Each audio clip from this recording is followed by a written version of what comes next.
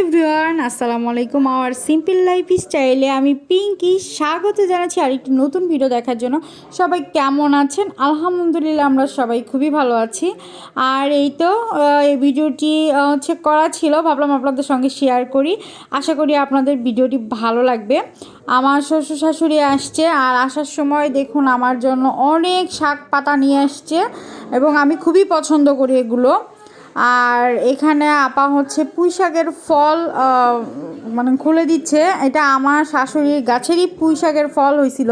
তা আমি যেহেতু পুঁই শাকের ফল পছন্দ করি, সেহেতু সে না পাকার আগেই এই যে ছোট ছোট থাকতেই নিয়ে আসছে। আর সুন্দর করে এই যে দেখুন, এটা হচ্ছে একদম গাছের পুঁই শাক আমার শাশুড়ি লাগাইছিল। যে হয়েছে যে চিকন চিকনগুলো সেগুলোই নিয়েই চলে আসছে। আর এই তো বিভিন্ন রকমের শাক নিয়ে আসছে, বৈতা শাক নিয়ে আসছে, লাউ শাক নিয়ে আসছে, এগুলো সব নিয়ে আসছে। আর এইগুলো হচ্ছে কালাইয়ের আটা, আপনাদের সঙ্গে শেয়ার করব। যেদিন কালাইয়ের চাপড়ি খাই, এর আগে আমার এক ভিডিওতে দেখছেন, যেটা গত বছরে ছিল। এবছরে আমার শাশুড়ি ভাঙায় নিয়ে আসছে কালাইয়ের চাপড়ি, আর আলো চাউল নিয়ে আসছে, যেটা দিয়ে আমরা ভাপা পিঠা খাবো। এটাও আপনাদের সঙ্গে শেয়ার করব, আপনাদের সঙ্গে শেয়ার না করলে তো হবে না। আর এই যে দেখুন কার্টুন ভর্তি করে কুমড়ো বড়ি হচ্ছে নিয়ে আসছে আমাদের জন্য, আর পাটারি গুড় নিয়ে আসছে। সাথে নিয়ে আসছে হচ্ছে আখের গুড়, যেটা হচ্ছে আমি বলছিলাম নিয়ে আসার জন্য মোয়া বানাবো। গতদিন ছোটো বোন দিছিল, সেগুলো দিয়ে মোয়া বানাইছি, সবাই খুবই পছন্দ করছে। তো ভাবলাম যে আমার শাশুড়িকে বলি নিয়ে আসতে। আর এই যে দেখুন একদম খাঁটি গুড় নিয়ে আসছে আমার শাশুড়ি। প্রতি বছরই আমাদের দেয়, মিনিমাম 10-15 কেজি করে দেয়, যে হচ্ছে ওনারা অর্ডার দিয়ে বানায় নেয়, যেটাতে স্যাকারিন বা গুড় হচ্ছে মেশায় না, মানে স্যাকারিন বা চিনি মিশায় না, হচ্ছে গুড় তৈরি করে দেয় পাটারি, সেটাই আমাদের হচ্ছে দেয়। আমার ননদ আমাদের দুইজনকেই দেয়, আমার শ্বশুর শাশুড়ি। আর এগুলো হচ্ছে কুমড়ো বড়ি আমার ননদের জন্য, আমার জন্য নিয়ে আসছে, আমার বাসা থেকে ননদের বাসায় যাবে। আর এগুলো সব গুছাই টুছাই নিয়েই রাত্রে রান্না বসাই দিছিলাম অফিস থেকে এসে।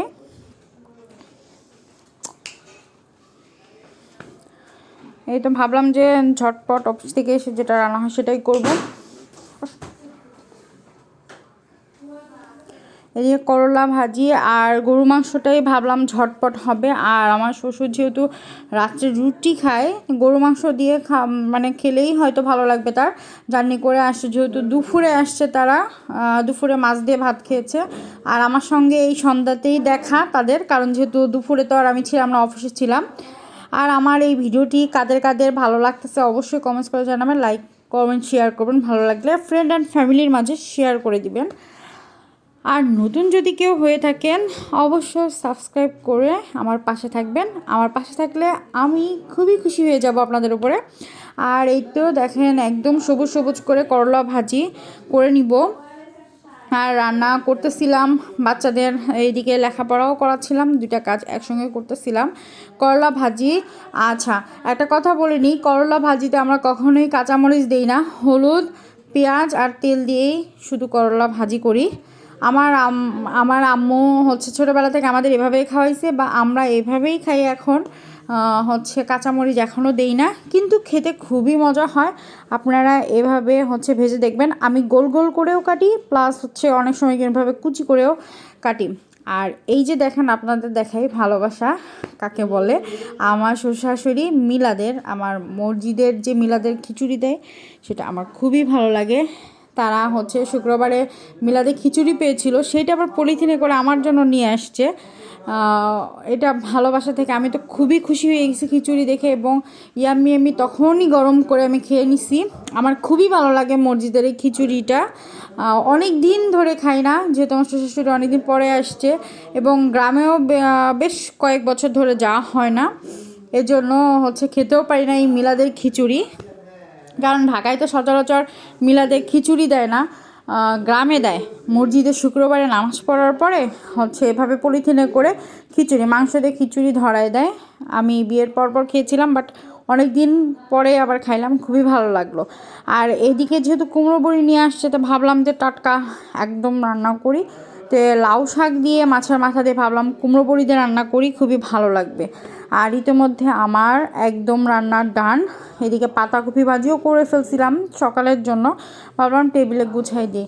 আর এই যে আমার শ্বশুর হচ্ছে খাইতে বসছে, এই জন্য হচ্ছে ভাবলাম যে একটু ভিডিও করে রাখি। মানে শ্বশুর খাওয়ার পরে আমরা সবাই খাবো। আব্বু যেহেতু আগে একটু ঘুমায় যায়, তাহাজ্জুদের নামাজ পড়ে যেহেতু। আর হচ্ছে আমার শাশুড়ি কালকে সকালবেলা আমার শ্বশুরশাশুড়ি ননদের বাসায় চলে যাবে। তো যেহেতু গুড় নিয়ে আসা হয়েছিল, তো ভাবলাম যে মোয়া যেহেতু বানাবো এখনই বানাই ফেলি। আর এই যে যেমন কথা তেমন কাজ, রীতিমতো মোয়া বানাইতে বসে গেছি। আমি, আম্মু, আমার হাজব্যান্ড 3জন মিলেই মোয়া বানাচ্ছিলাম।